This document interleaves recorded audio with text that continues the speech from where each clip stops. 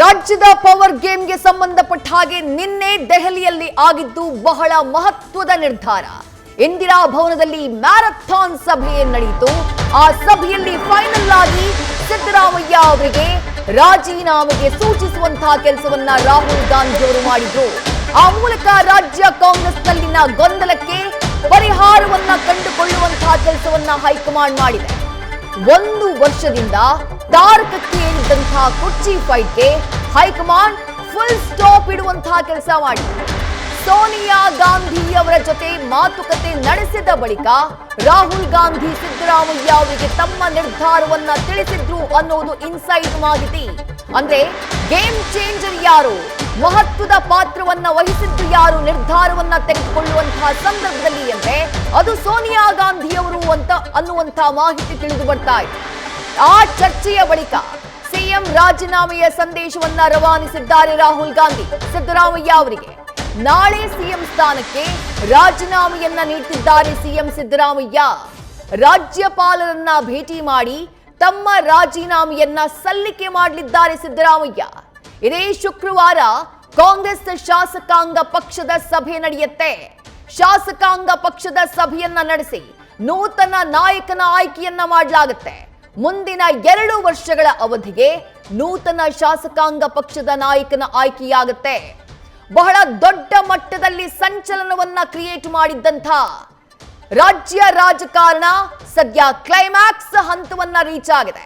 Climax ಏನು climax ಆಗಿರುತ್ತೆ, ಯಾವ ನಿರ್ಧಾರ ಬರುತ್ತೆ ಎನ್ನುವಂತಹ ಕುತೂಹಲ ಇಡೀ ರಾಜ್ಯದ ಜನರಲ್ಲಿತ್ತು.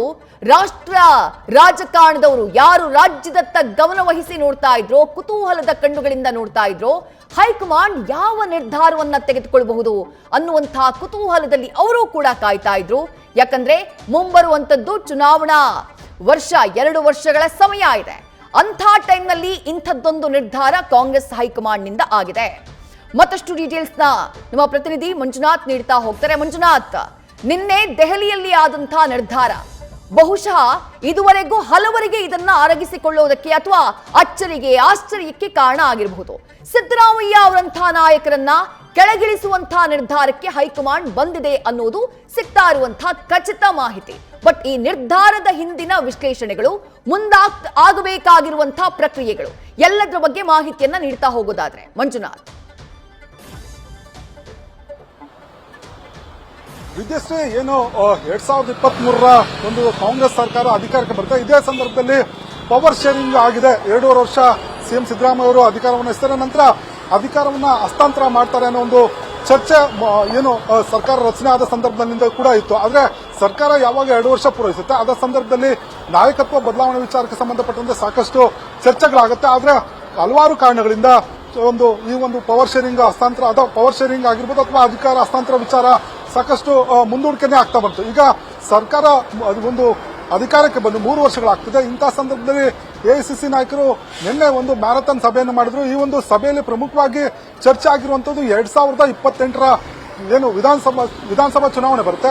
ಈ ಒಂದು ವಿಧಾನಸಭಾ ಚುನಾವಣೆಯಲ್ಲಿ ಕಾಂಗ್ರೆಸ್ ಪಕ್ಷವನ್ನು ಅಧಿಕಾರಕ್ಕೆ ತರಬೇಕಾದ್ರೆ ಒಂದಷ್ಟು ಬದಲಾವಣೆಗಳನ್ನ ತೆಗೆದುಕೊಳ್ಬೇಕು, ಒಂದಷ್ಟು ತೀರ್ಮಾನಗಳನ್ನ ತೆಗೆದುಕೊಳ್ಬೇಕಾದಂತ ಅನಿವಾರ್ಯತೆಯನ್ನ ಹೈಕಮಾಂಡ್ ನಾಯಕರು ಒಂದಷ್ಟು ಪ್ಲಾನ್ಗಳನ್ನು ಕೂಡ ಮಾಡ್ಕೊಂಡಿದ್ರು. ಅದರಲ್ಲೂ ಕೂಡ 2028ರಲ್ಲಿ ಕಾಂಗ್ರೆಸ್ ಅಧಿಕಾರವನ್ನು ತರಬೇಕಾದ್ರೆ ಪವರ್ ಶೇರಿಂಗ್ ವಿಚಾರವನ್ನ ಅಂದ್ರೆ ಡಿ.ಕೆ. ಶಿವಕುಮಾರ್ ಅವರು ಸಂಘಟನಾ ಚತುರರಿದ್ದಾರೆ, ಜೊತೆಗೆ ಒಂದು ಸಿದ್ದರಾಮಯ್ಯ ಅವರು ಕೂಡ ಮಾಸ್ ಲೀಡರ್ ಆಗಿದ್ರು ಕೂಡ ಮುಂದೆ ಅವರ ನೇತೃತ್ವದಲ್ಲಿ ಚುನಾವಣೆ ಮಾಡಬೇಕಾ ಅಥವಾ ಏನ್ ಮಾಡಬೇಕು ಅನ್ನೋದ್ರ ಬಗ್ಗೆ ಒಂದಷ್ಟು ಸೂತ್ರಗಳನ್ನ ಏನು ಕರ್ನಾಟಕ ಉಸ್ತುವಾರಿಯಾಗಿದ್ದ ಸುರ್ಜಿವಾಲ್ ಅವರು ಎಐಸಿಸಿಗೆ ಒಂದು ವರದಿ ಕೊಟ್ಟಿದ್ರು. ಆ ವರದಿಯಲ್ಲಿ ಏನು ಸಿದ್ದರಾಮಯ್ಯ ಪರ್ಯಾಯವಾಗಿ ಯಾರನ್ನ ಒಂದು ಇಲ್ಲಿ ಅಧಿಕಾರಕ್ಕೆ ತರಬೇಕು ಅನ್ನೋದ್ರ ಬಗ್ಗೆ ಕೂಡ ಆ ವರದಿಯಲ್ಲಿ ಇತ್ತು. ಜೊತೆಗೆ ಸಿದ್ದರಾಮಯ್ಯ ಅವರ ಏನು ಅಹಿಂದ ನಾಯಕತ್ವ ಹೊಂದಿತ್ತು, ಅದಕ್ಕೆ ಪರ್ಯಾಯವಾಗಿ ಯಾವ ಸಮುದಾಯಗಳಿಗೆ ಡಿಸಿಎಂ ಹುದ್ದೆಯನ್ನು ಕೊಡಬೇಕು, ಯಾವೆಲ್ಲ ಸಮುದಾಯಗಳನ್ನು ಹಿಡಿದಿಟ್ಕೊಳ್ಬೇಕಾದ್ರೆ ಯಾವ ಸೂತ್ರವನ್ನು ಪಾಲಿಸಬೇಕು ಅನ್ನೋದ್ರ ಬಗ್ಗೆ ಕೂಡ ಈ ಒಂದು ವರದಿಲಿತ್ತು. ಹಾಗಾಗಿ ನಿನ್ನೆ ರಾಹುಲ್ ಗಾಂಧಿ ಅವರ ಜೊತೆ ಚರ್ಚೆ ನಡೆಸಿದ ಸಂದರ್ಭದಲ್ಲಿ ಸಿಎಂ ಸಿದ್ದರಾಮಯ್ಯ ಅವರು ಏನು ತಾವು ಹೇಳಿದಾಗ ನಡೆದುಕೊಳ್ತೇನೆ ಅನ್ನೋ ಮಾತನ್ನು ಹಿಂದೆಂದು ಕೂಡ ಹೇಳಿದ್ರು.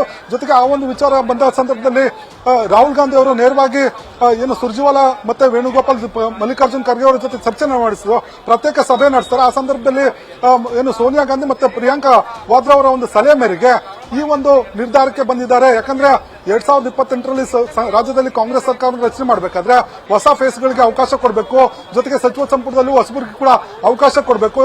ಹಾಗಾಗಿ ಈ ಒಂದು ತೀರ್ಮಾನಕ್ಕೆ ಬಂದಿರುವ ಸಾಧ್ಯತೆಗಳಿದೆ ಅನ್ನೋ ಒಂದು ಮಾಹಿತಿಗೆ ಲಭ್ಯ ಆಗಿರುವಂತದ್ದು. ಇನ್ನೊಂದು ಕಡೆ ಏನು ಈಗಾಗಲೇ ನಾಳೆ ಸಿಎಂ ಸಿದ್ದರಾಮಯ್ಯ ಅವರು ಸಚಿವರಿಗೆ ಬ್ರೇಕ್ಫಾಸ್ಟ್ ಮೀಟಿಂಗ್ ಅನ್ನು ಕರೆದಿದ್ದಾರೆ.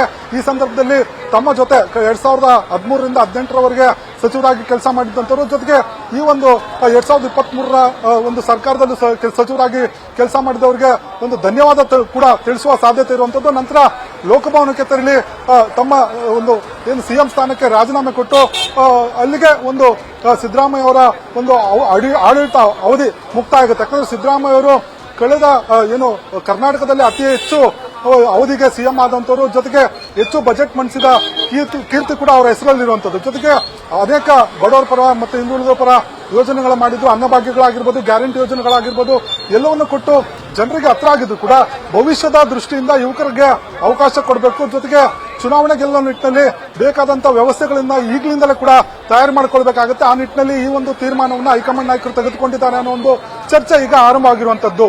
ವಿದ್ಯಾಶ್ರೀ, ನ್ಯೂಸ್ ಫಸ್ಟ್ ನಿರ್ಭೀತಿಯಿಂದ ನಿಮ್ಮ ಪರವಾಗಿ.